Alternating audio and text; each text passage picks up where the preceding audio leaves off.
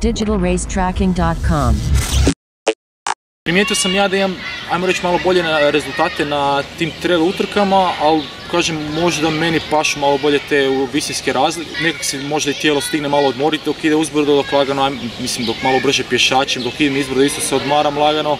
Ali mislim što se toga tiče da sam ja kondiciju najviše nabio na tim maratonima, znači na praćenje treninga od Gorana. Druga stvar je istrčati 42 km brdske utrke, druga stvar je 42 km maratona istrčati, jer na maratonu su ti uvijek nekak na tom vrhu, uvijek ti ono maksimalno guraš i uvijek ti tijelo pod maksimalnim pritiskom.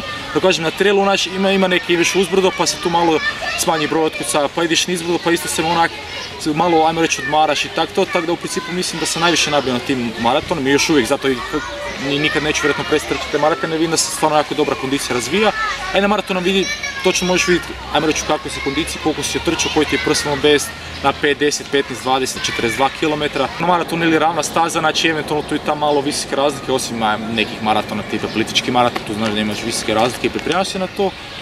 A da, definitivno je poželjno naravno da se za te neke trail utrke i priprema na Sljemenu gdje je i blato i po kiši i po nekim vremenskim uvjetima, to možda vidjeti kakvi će biti vremenski uvjeti pa onda po tim i čisto da se i tijelo i mišići da se privikne na to, pogotovo trčanje nizbrdo, da se i koljena malo više privikne jer ono i uzbrdo i nizbrdo rade drugi mišići nego koji rade kad trčiš ravno. Kažem, umjereno da se ne preforsira i da se eventualno na kraju ne godi neka ozljeda jer ono mislim da koljena dosta trpe kad se ide nizbrdo, tako da onako polako s tim nizbrdicama. Guba, bilo mi super, to sam isto jako dugo sam očekivao tu utrku. Kreće se u ponoć, kako će biti vrijeme, će biti blatok, snijeg, kiša, sve to na kraju bilo, po meni bilo dobro vrijeme, jedino kad je kiša pada pa je bilo sve blatno. Ali mislim, fora je to krenuti u ponoć, sad nas neki 50-60, ne znam koliko nas je bilo trkača. Nisam znao onaj prva 2-3 km pa sam iza nekog išao, ali u principu recimo od Glavice pa dalje do Grafičara sam znao da sam tu negdje drugi, treći. Pitao sam dečki koliko su ispred, bili su minutu pa sam tu malo stisao, vidio sam onda uskoro dečke ispred sebe pa sam onda s njima neko vrijeme trčao i dosta dugo sam trčao sa par dečki tamo negdje do Laza. Bilo mi super utrka, jedino bila teška što po tom blatu, još to nizbrdo nije blato problem jer se negdje jednostavno sam skližiš, pustiš se dolje, ali uzbrdo kad si izgubiš korak, kad se posklizneš, a ovak ti je teško i onda onak si nervozan, onda je onak, bilo je teško, s obzirom da mi to bila prva na koju sam išao malo jače od 50 km. Bilo je teško, pogotovo zadnjih ti par kilometara, bilo mi jako teško, ali nekako sam me tu isto podržala, ajde, ajmo reći, prvi si, pa ajde, još malo ćeš držati tako do kraja. U principu baš mi bilo drago, neslužbena utrka, ali bilo mi drago kad sam bio prvi, kad sam isto, cilj je bio tu ispod 5 sati, ali bilo je 5:03-4 negdje, ali od toga sam isto bio zadovoljan. Na kraju tu me cura dočekala u cilju i to mi je bilo super.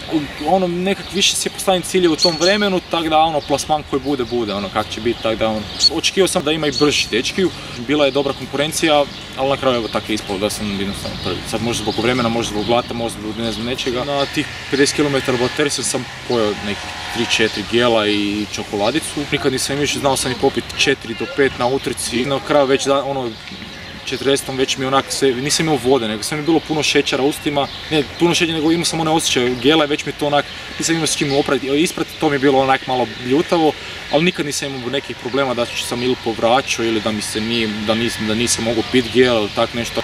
A i sad od kad sam, ajmo reći, prešao na tu LCHF, stvarno smanjujem te gelove do kraja i evo i na ovim dužinskim treninzima isto idem praktički bez gela i stvarno nisam imao problema do sad nikakvih, tako da principu to je neki test, eksperiment, da vidim kako će to biti. Više volim te trail utrke, jer nekako sam i počeo s tim planinarenjem i volim biti u prirodi, volim di mir i tišina, di sam čuješ se granje, liše, ne znam, to jednostavno, to neko voli, ne voli, ne. Ali za maratonom je otrčim to koliko vidim grada, uglavnom nikad nije po centru da se baš trči, uvijek je neki okolo grada, tako da se vidi se nešto od grada. Ali u maratonu je super to što ima navijanje, na ovim nekim utrkama praktički kroz cijelu stazu i to te isto malo i digne i super je osjećaj kad neko navija, makar te ne zna, ali svi neki naviju na tebe, to pogotovo sam osjećao na Ljubljenskom maratonu prošle godine gdje praktički kroz cijelu stazu ima hrpa ljudi, svi navijaju za te, bez obzira od kud si, svi se deru za to, baš je dobar osjećaj. To misliš na Risak Trail prošle godine? Pa dobar, mislim dobar, ja se začudio, mislim stvarno se šokirao kad sam vidio da je Goran ispred mene nekim, mislim da je bio 15 ili 16 km.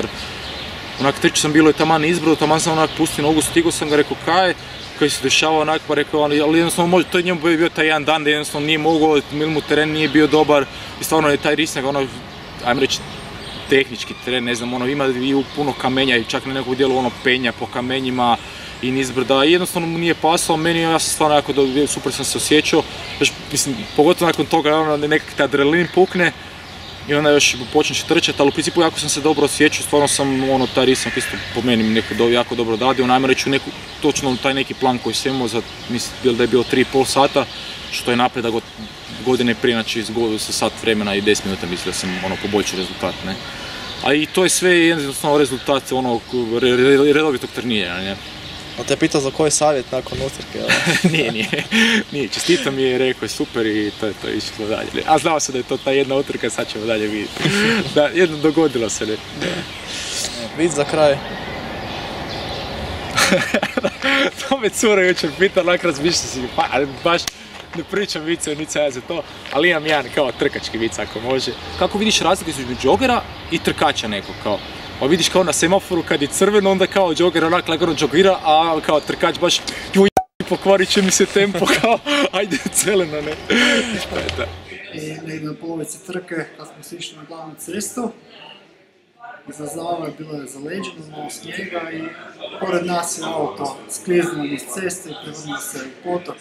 digitalracetracking.com